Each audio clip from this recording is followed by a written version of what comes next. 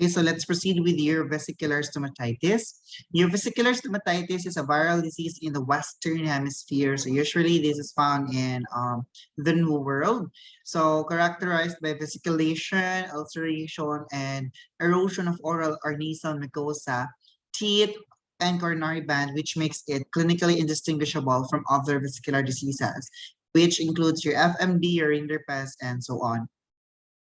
The etiology for this disease are your vesiculoviruses from the family Rhabdoviridae. No? So from the term itself, Rhabdoviridae, your rabies virus, no? So they have a bullet-shaped appearance. So here, they usually are limited to the New World, no? So for the hosts, common is your horses and your cattle actually, and then your pigs. So if you could notice, this has somewhat the same host specificity with your FMD and your morbilliviruses, just that it has an inclusion of horses. Therefore, class, for example, if you are in a particular barangay, if there is an involvement of horses in the disease outbreak, it would most likely tell you that that is not FMD or rinderpest, but rather this one, vesicular stomatitis.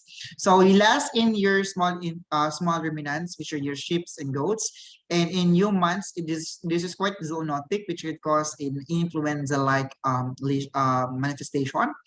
And in calves, they are much resistant than the adult. So I'm not very particular why. I'm not very sure why, but you could take a look on that or investigate that further. So vectors, so you have your biological vectors, your black flies, your Smymolium vitatum or your Smymolium species. As for the mechanical vectors, you have your sandflies, no, Quadas, and your mediate or intermediate, your immediate contagion. So contact or ingestion of contaminated materials, airborne, and convalescent cattle. So basically, if your susceptible animals are in contact with your infected or sick animals, and the vectors, your mechanical and biological vectors. So basically, your sandflies, the blood will just be up until their cirrhosis and won't have any propagative or proliferation of viruses inside their system, unlike your biological vectors. So as for the clinical findings and lesions, well, as for the pathogenesis first now, so direct and indirect contact, the contagion, of course you have your vectors and your air. So the incubation period is about a week, and if there is a hemotogenous route, which is the most likely route for the progression of the disease inside the system.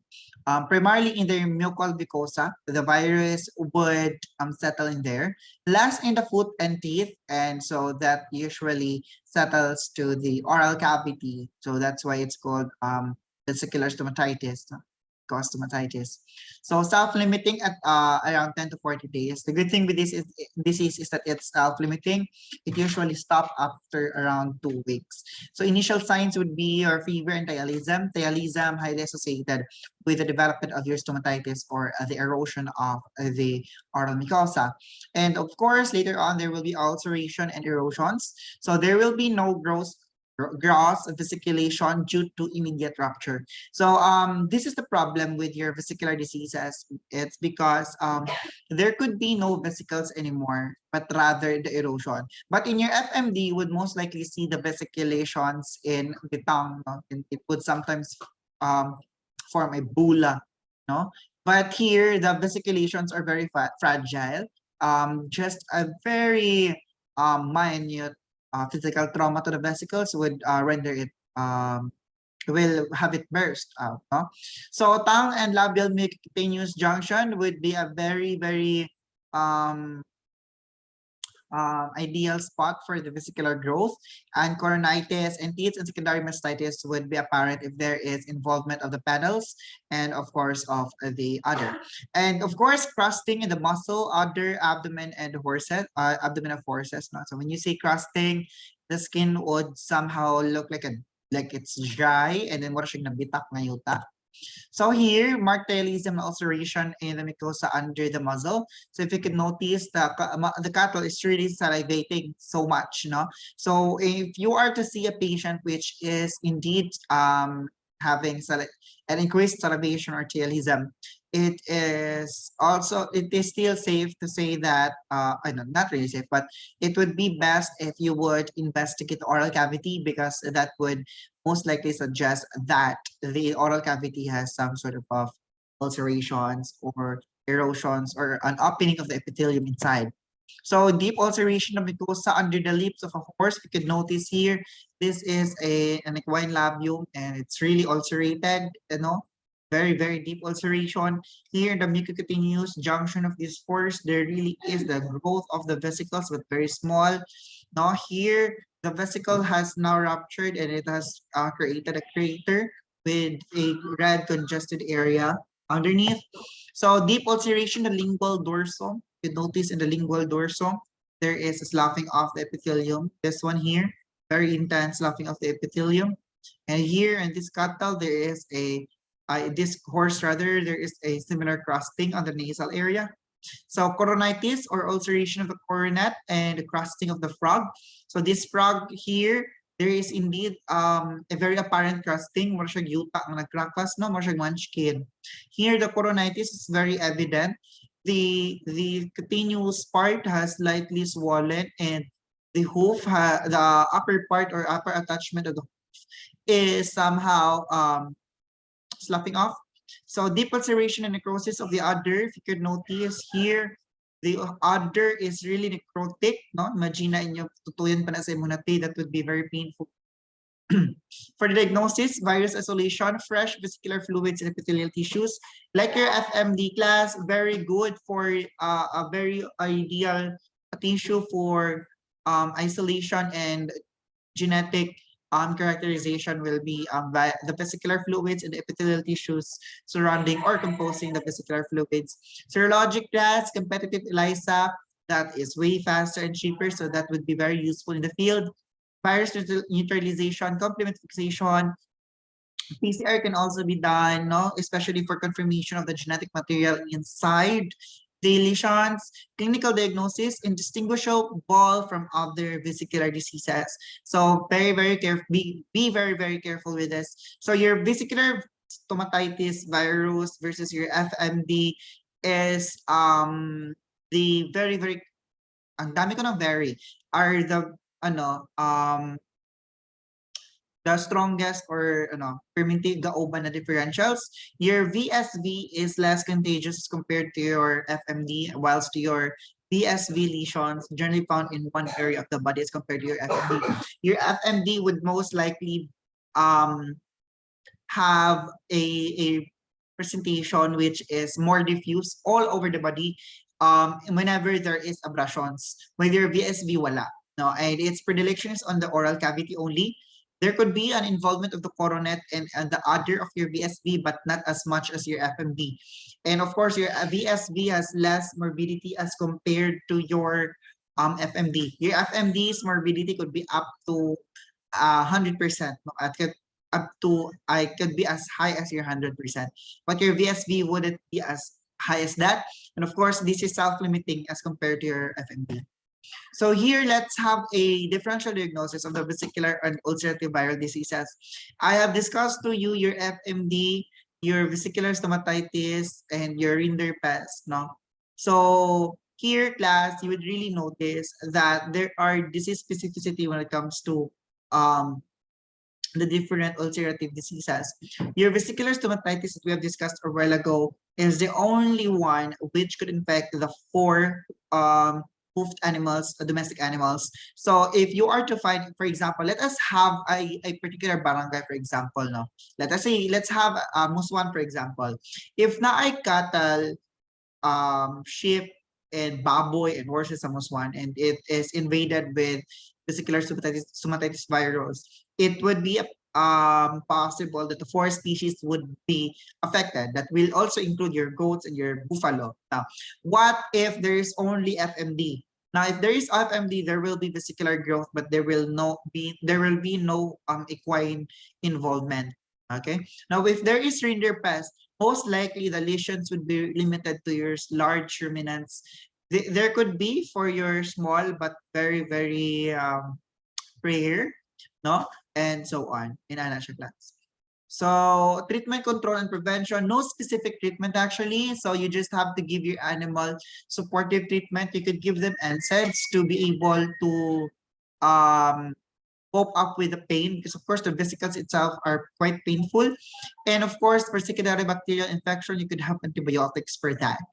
So you could also quarantine your animal movement control and your insect control programs because one of the route of transmission are the vectors. So you would need or you would want to really control the insects for that. So as for the blue tongue, so blue tongue is quite common, no? So it is also called your sore muzzle, pseudofoot and mouth disease, and muzzle disease. This is a non-contagious insect-borne viral disease of your ruminants. So this is caused by RB virus of the Rio Verde. There are actually 26 serotypes of this. There's a lot. That's really a lot. So transmission and epidemiology, the primary host for this disease are your sheep. No, usually sheep din na siya. And subclinical only for your cattle, goats, and your wild ruminants, like your deer. So geographic distribution, this is parallel with Chilicoides species distribution. Wherever there is Chilicoides, there is this blue tongue. Take note, class, that when a disease is associated with a vector, the distribution of the disease would most likely be dependent also to the distribution of the vector. If there is no vector, there will be no disease, like this blue tongue here. They're very similar with many other diseases like your flaviviruses, arboviruses. No, so 2 to 90% mortality. No, so that could be very high, that could be very low. Those are two total opposites or two extremes, no? So high viral affinity to RBC. So the virus itself would have a predilection to infect the RBC. So when it infects the RBC, there will be invaginations in cell membranes, safe from neutralizing antibodies. So what happens is the virus itself would create an pockets or invaginations in the cell membrane. It'll hide there, and so if it is able to hide, it could get away with the neutralizing antibodies. Can you imagine that one? There's 26 serotypes. There's around 26 types of antibodies for that. So there is also a possibility for venereal transmission. So be very careful with AI and transplacental transmission, which is very, very rare. No? So that's a very rare form of vertical transmission for this disease. So the epidemiology, basically, murinig tide. Imagine ang tide ninyo, guys. So this is just an opposite. No? Kaning red are the areas with Cholicoides. These red are the areas where your blue tongue could be found. These red are limited to the tropical and subtropical climatic conditions. Nowadays, because there is a global warming, there is a fear of seeing the disease spreading to a more temperate location, no? Or yeah, area. So yeah, this is another consequence of global warming, progression of diseases from areas or traditional areas where they are usually seen to areas which are quite uncommon for them to be seen. No? So as for your pathogenesis, we have here, first, your vector bite the infected sheeps. No? Ay, vector bite and infects sheep. Okay, so nanadini ang sheep, it is bitten, and then the sheep die or recover. So if it recovers in some surviving sheep, the gamma T cells are persistently infected. So the gamma cells will persistently infected, no? So adult vectors perish during a long cold winter, but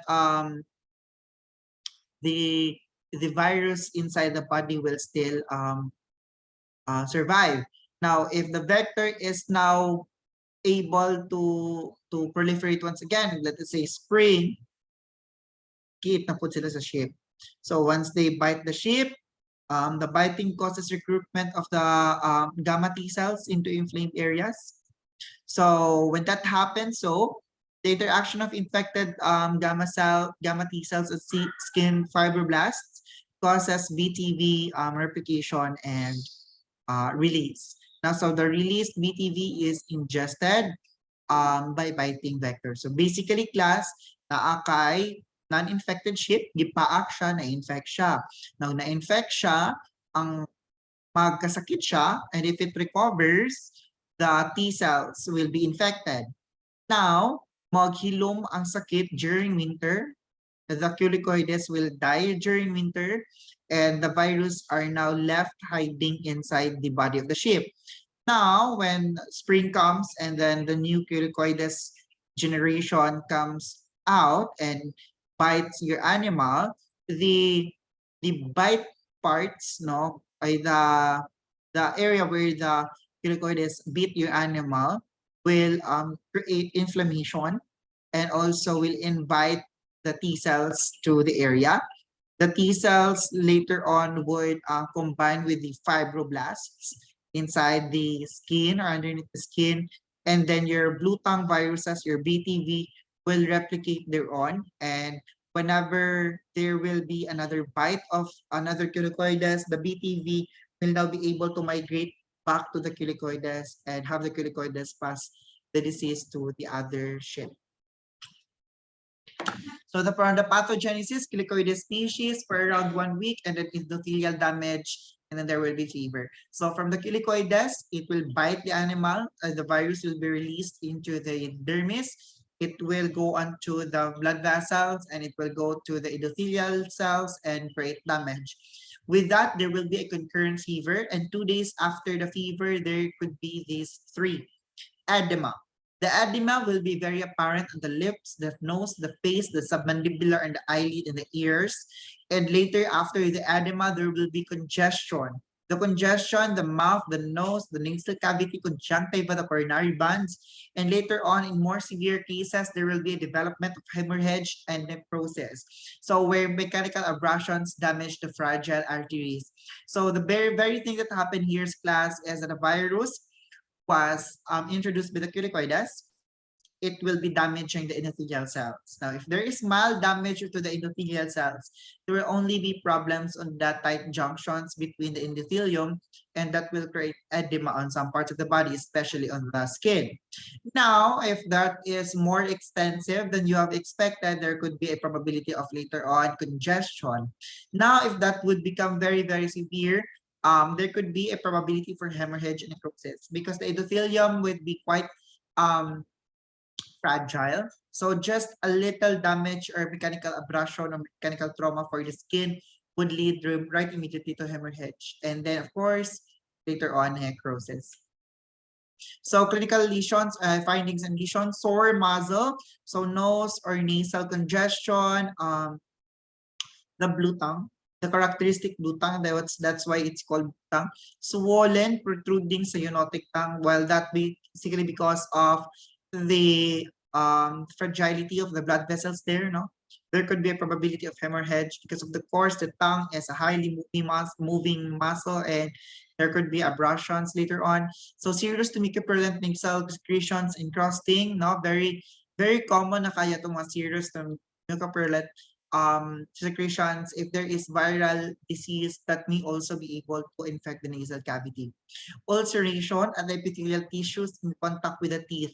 So those area, no, that is in contact to the buccal surface of the teeth, and of course in the lingual surface of the teeth would most likely develop ulcerations. So coronitis, purple red coronet, so that's very high, that's very inflamed coronet with some sort of congestion.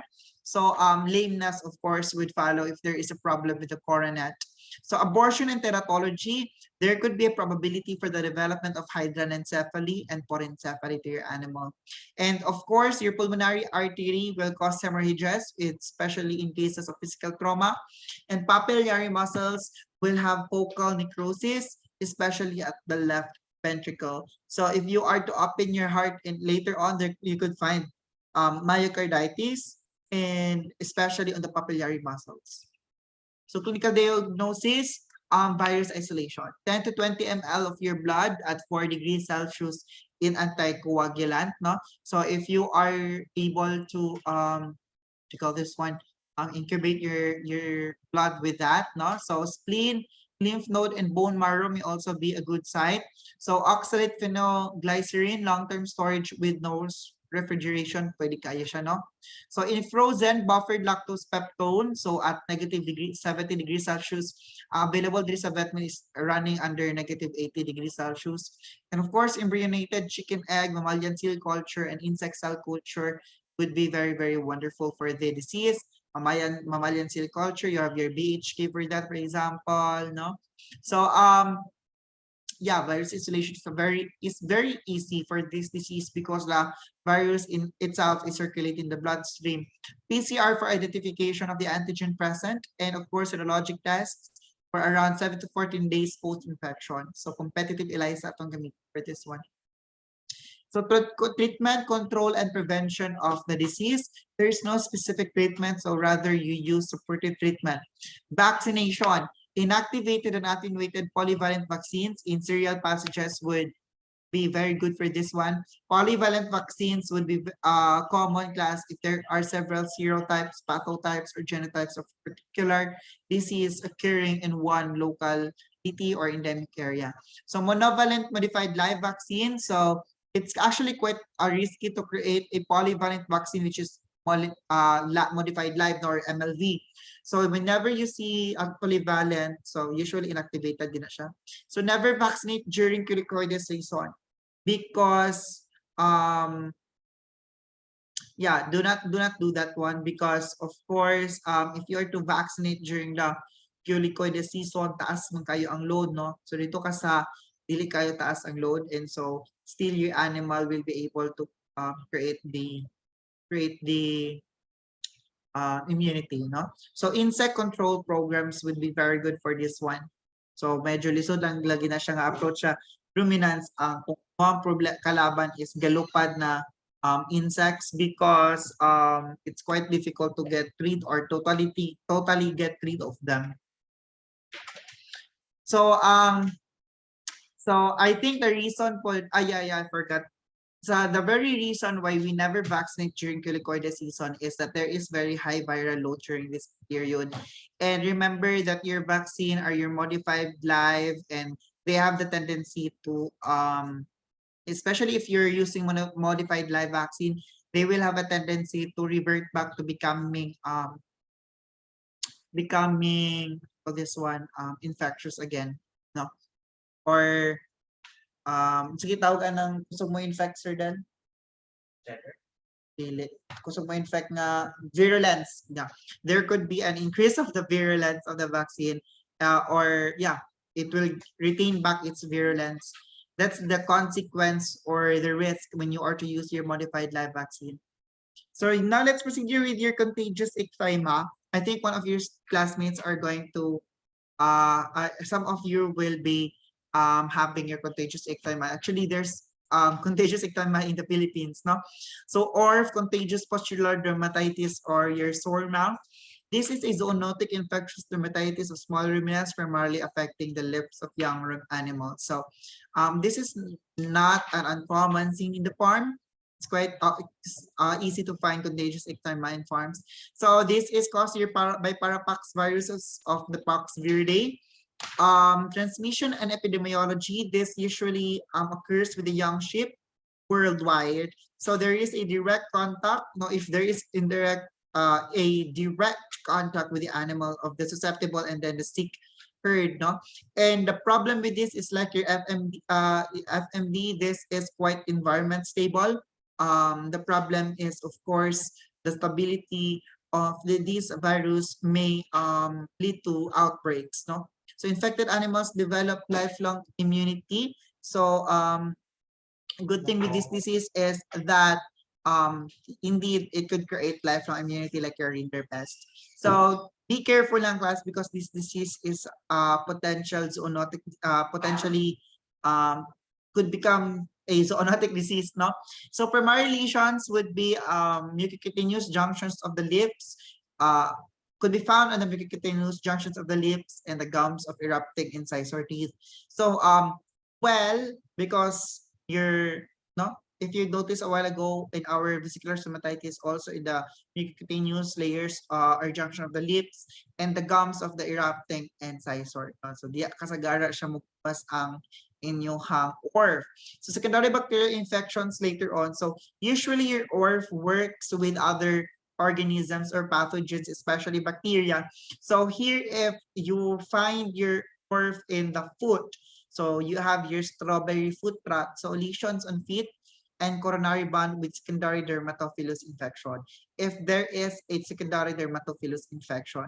So necrobacillosis, oral lesions with secondary necrobacillus infection, and mastitis, teeth of use lesions from infected lung. So the lung itself would have a very high viral load, and once it suckles onto its dam or its U, it will be able to pass on the virus to the mother. So the zoonosis limited to face and hands. So kung ikaw in the future ma-infect ka, usually it's on the hands and face lang siya, no? So the development of the disease would go like this. So first you would find papules. So I hope you know these lesions, no? So you first have papules. Later on, the papules will be filled with water or serous fluid that become vesicles and pustules after that. Also, from the fluid, it will become mucopurulent.